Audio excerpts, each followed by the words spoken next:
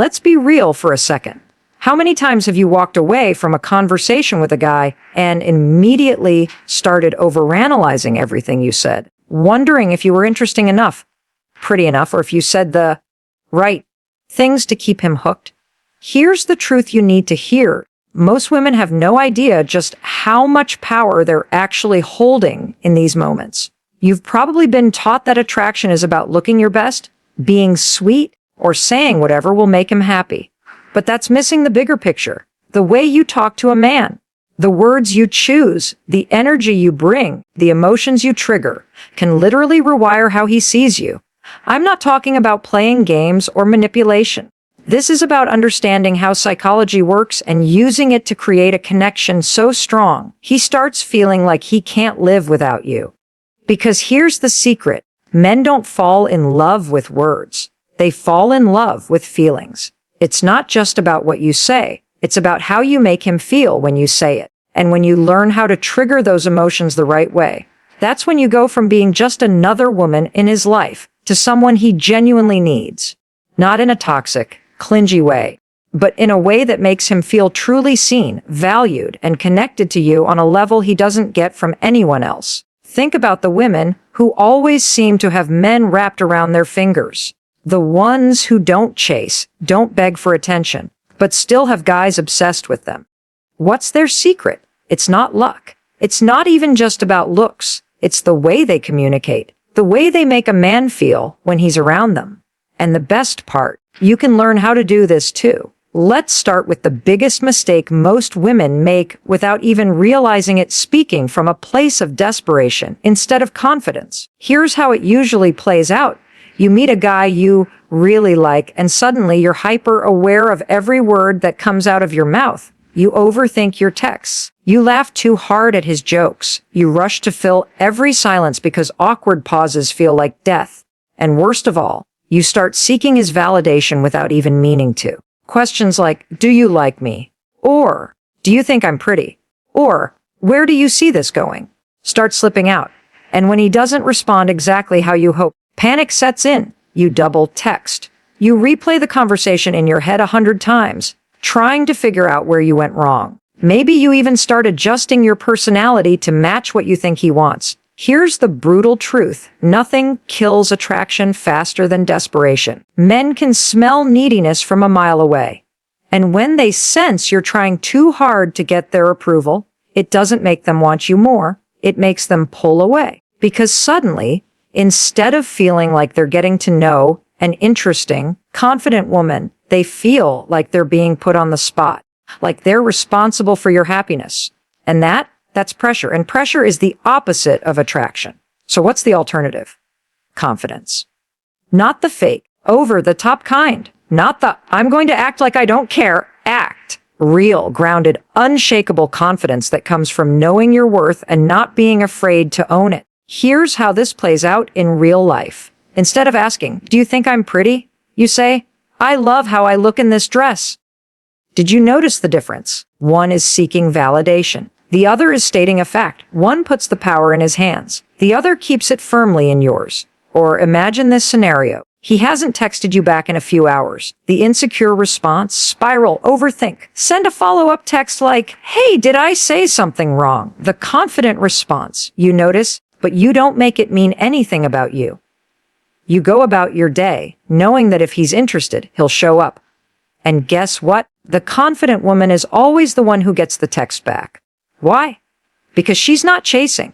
She's not desperate for his attention. She's secure in herself, and that's irresistible. Another common mistake. Talking too much. Nervous rambling. Over-explaining. Trying to fill every silence because quiet moments feel uncomfortable. Here's a little secret. Confident women don't feel the need to fill every gap in conversation. They're comfortable with pauses. They say what they mean, then let it sit. For example, instead of nervously gushing, I really like you. I mean, I just feel like we have such a connection, and I don't usually feel this way, but with you it's different. She simply says, I like you. Period. No over-explaining. No justification. Just a simple, powerful statement that leaves him wanting more. And when a man sees that a woman can sit comfortably in her own energy like that she doesn't need constant chatter to feel validated, That's when he starts craving her attention even more. Now, let's talk about one of the most underrated tools in your arsenal: silence. Most people are terrified of silence. They rush to fill every pause, respond instantly to texts, and panic when a conversation lulls. But here's what they don't realize: silence is powerful. When used strategically, it creates mystery, builds tension, and makes a man lean in instead of pulling away. But most women use silence the wrong way. Either they're over-explaining and never letting a moment breathe, or they're using silence as a punishment, giving the cold shoulder when they're upset. Both backfire. The right way: use silence to your advantage. If he says something flirty, don't rush to respond. Smirk, hold eye contact for a beat longer than usual. Let the tension build. If he asks a deep question, pause before answering.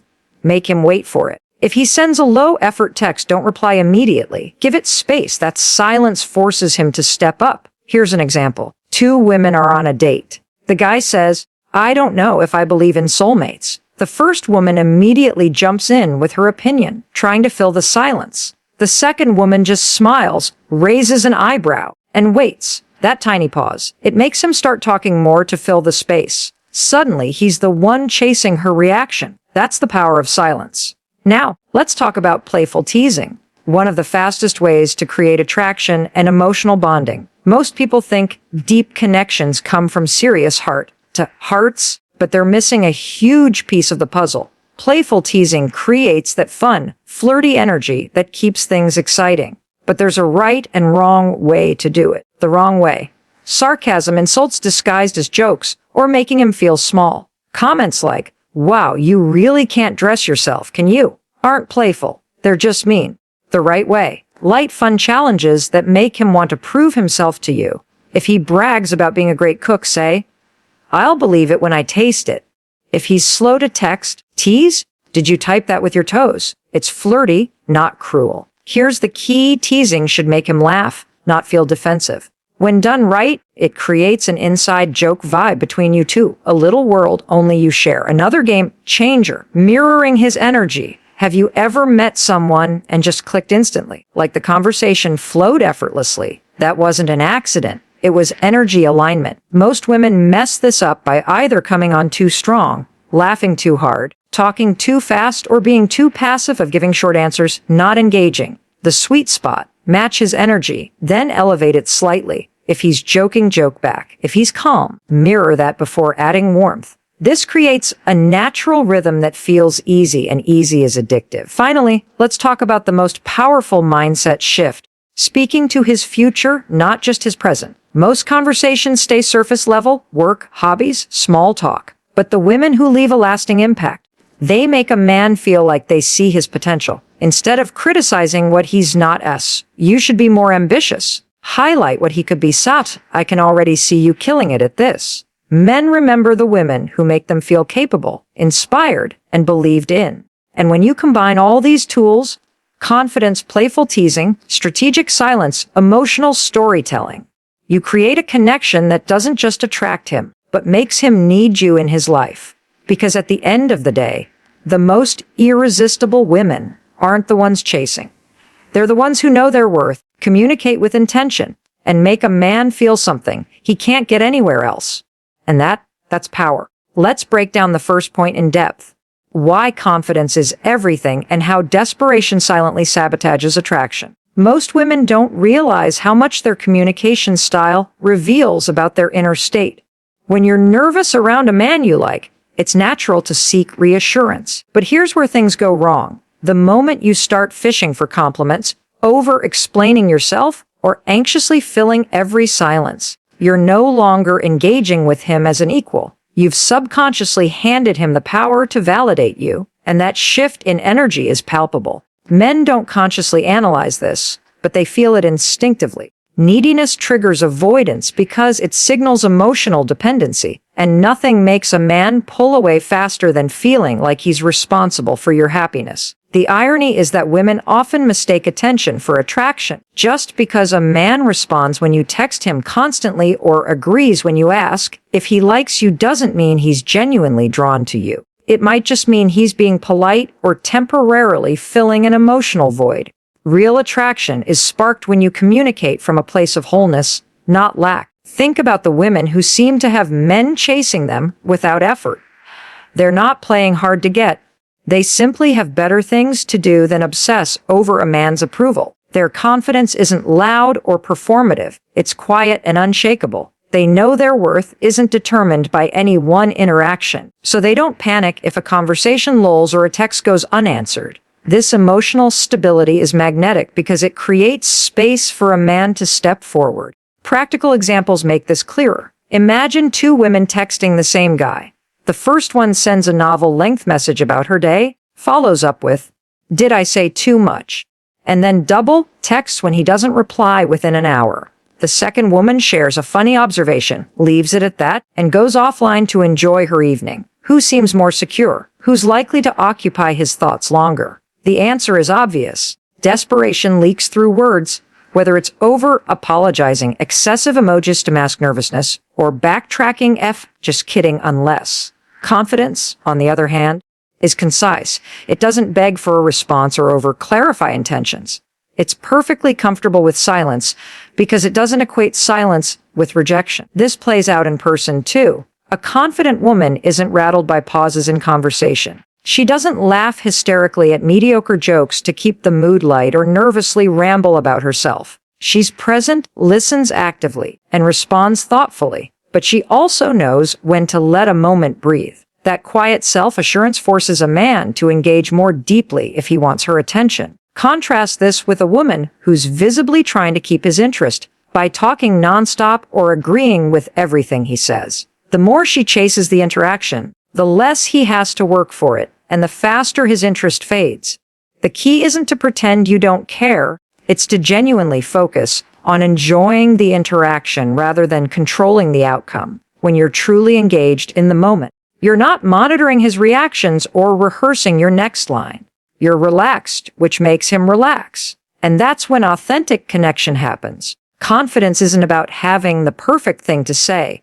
It's about trusting that you're enough, regardless of how any one conversation goes. That's the mindset shift that changes everything.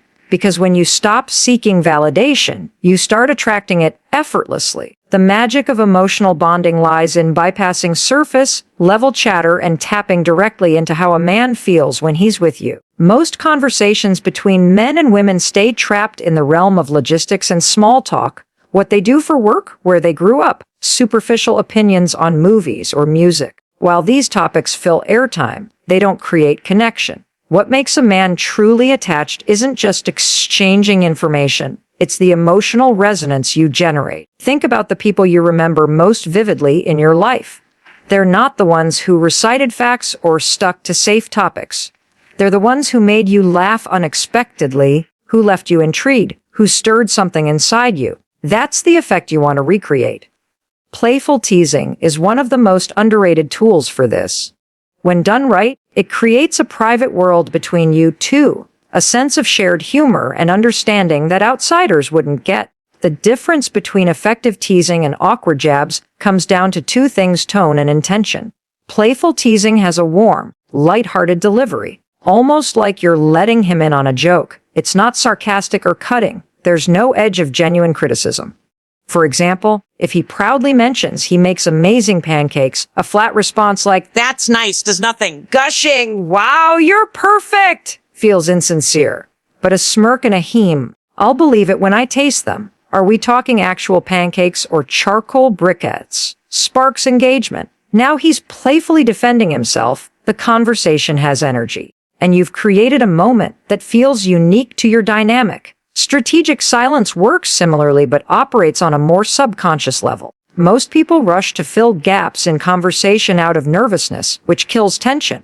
The very thing that makes interactions thrilling. Silence, when used deliberately, does the opposite. It creates space for him to invest. Imagine you're on a date and he says something slightly provocative like, "I never really get serious with anyone." A nervous reaction would be immediately asking, "Why not?" Or worse, nervously agreeing to avoid conflict. But holding eye contact for a beat, then calmly saying, "Interesting," before taking a sip of your drink shifts the power. Now he's the one who feels compelled to elaborate or qualify his statement. That pause makes your presence feel weightier, like your approval isn't automatic, which paradoxically makes him want to earn it.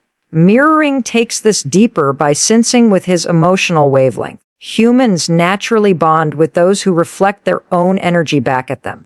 If he's telling a story with excitement, matching his enthusiasm zazer without overdoing it makes him feel understood. If he's more reserved, dialing back your usual intensity and meeting him at his pace builds comfort. The key is subtlety. It's not about mimicking him like a parrot, but harmonizing. For instance, if he speaks slowly and deliberately, firing back rapid-fire questions will make him feel interrogated. But mirroring his rhythm, then gradually leading him towards slightly more animated exchanges creates a smooth, addictive rhythm. This is why some conversations feel effortless, while others feel like pulling teeth. It's all about emotional rhythm. The common thread in all these techniques is that they focus on experience over information. You're not just exchanging words, you're crafting moments that imprint on his nervous system. A man might forget what you talked about, but he'll remember how you made him feel. Teased but admired, challenged but appreciated, comfortable but slightly on his toes. That emotional cocktail is what separates forgettable small talk from the kind of connection that lingers in his mind long after you've parted ways. And when you consistently create those moments, you're no longer just someone he's talking to. You become someone he associates with a unique, irreplaceable emotional high. That's when he starts craving you, not out of obligation or boredom, but because no one else makes him feel quite that alive.